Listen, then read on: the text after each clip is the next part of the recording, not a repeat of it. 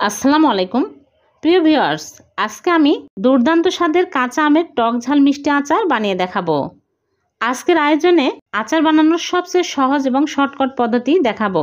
আশা করছি ভালো লাগবে। ভালো লাগলে লাইক কমেন্টে বেশি বেশি শেয়ার করবেন। প্রথমে এখানে আম নিয়েছি 1 কেজি, ভালো করে ধুয়ে পরিষ্কার করে নিয়েছি। এখন আমি একটা পিলারের সাহায্যে এইরকম করে কেটে নিচ্ছি, এইরকম করে খোসা ছাড়িয়ে নিচ্ছি।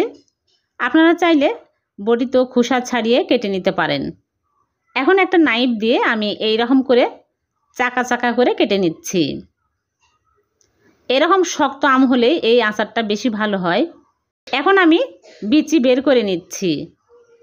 সবগুলো আম আমি এইরকম করে কেটে বিচি বের করে নিয়েছি। এখন দিয়ে দিচ্ছি চিনি 1 কাপ। চিনি দিয়ে ভালো করে নেড়েচেড়ে মিক্স করে আমি আধা ঘন্টা রেখে দিব। ঢেকে আধা ঘন্টা রেখে দিচ্ছি। আর এইদিকে কিছু মশলা ভেজে নেব। এর জন্য চুলায় একটা প্যান বসে প্যানটা গরম করে নিয়েছে। এখন দিয়ে দিচ্ছে মৌরি 1 টেবিল চামচ, আর দিয়ে দিচ্ছে জিরা 1 টেবিল চামচ, ধনিয়া দিয়ে দিচ্ছে 1 টেবিল চামচ, আর একটা শুকনা মরিচ, আর 5 ফোড়ন দিয়ে দিচ্ছে 1 টেবিল চামচ। এখন আমি নেড়েচেড়ে হালকা আঁচে ভেজে নেব। যখন দেখবেন যে সুন্দর একটা ফ্লেভার পাওয়া যাচ্ছে মশলা থেকে, তখনই বুঝতে হবে ভাজা হয়ে গেছে। এখন আমি চুলা থেকে নামিয়ে নিচ্ছি। চুলা থেকে নামিয়ে ঠান্ডা করে হামিনদিস্তায় নিয়ে নিচ্ছি। আধা ভাঙ্গা করে গুঁড়া করে নিব। একদম গুঁড়া করব না, আপনারা চাইলে পাটায়ও আধা ভাঙ্গা করে গুঁড়া করে নিতে পারেন। এইরকম করে আধা ভাঙ্গা করে নিয়েছে। এখন একটা বাটিতে ঢেলে এক সাইডে রেখে দিচ্ছি। আর এদিকে চুলায় প্যান বসিয়ে দিয়ে দিচ্ছি আম। চিনি গলে আম থেকে পানি ছেড়ে আসছে। এখন আমি দিয়ে নেড়ে চেড়ে নেব। তারপরে এর মধ্যে দিয়ে দিচ্ছি স্বাদ অনুযায়ী লবণ, আর দিয়ে দিচ্ছি হলুদের গুঁড়া সামান্য পরিমাণে, আর দিয়ে দিচ্ছি চিলি ফ্লেক্স 1/2 চামচ। এখন আমি নেড়ে চেড়ে ভালো করে মিক্স করে নেব।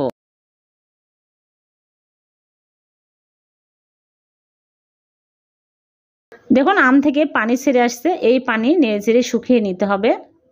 এই পানিতেই সিদ্ধ হয়ে যাবে, পানি দেওয়ার প্রয়োজন নাই। এখন আমি অনবরত নেড়ে চেড়ে নিব। আর গুঁড়া করা মশলাগুলো দিয়ে দিলাম, দিয়ে নেড়ে চেড়ে এই পানি শুকিয়ে নিতে হবে। পানি থাকলে কিন্তু আচার বেশি দিন থাকে না, নষ্ট হয়ে যায়। একদম শুকনো শুকনো করে নিতে হবে। আর আম সিদ্ধ হয়ে দেখুন কালারটা অনেক সুন্দর আসছে।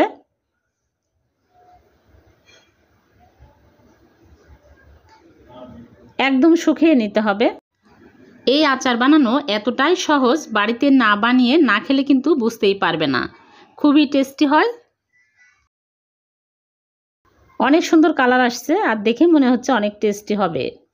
এখন চুলা থেকে নামিয়ে ঠান্ডা করে সার্ভ করে আপনাদেরকে দেখাচ্ছি। এই আচার নরমাল ফ্রিজে রাখলে 1 বছর পর্যন্ত ভালো থাকবে। দেখুন কত মজার হয়েছে। এখন আমি সার্ভিং ডিশে তুলে নিচ্ছি। খুব সহজভাবে এই আচার দেখানোর চেষ্টা করেছি। আমার কাছে তো খুবই ভালো লেগেছে। আমি যতগুলো আচার বানিয়েছি সব থেকে এই আচার আমার কাছে বেস্ট মনে হয়েছে। আশা করছি আপনাদেরও ভালো লাগবে। ভালো লাগলে লাইক কমেন্টও বেশি বেশি শেয়ার করে দিবেন। চ্যানেলটি সাবস্ক্রাইব করে চ্যানেলের সাথেই থাকবেন। পেজ থেকে দেখে থাকলে পেজটিকে ফলো দিয়ে রাখবেন। আবার দেখা হবে নতুন কোনো রেসিপিতে। সে পর্যন্ত ভালো থাকবেন। আল্লাহ হাফেজ।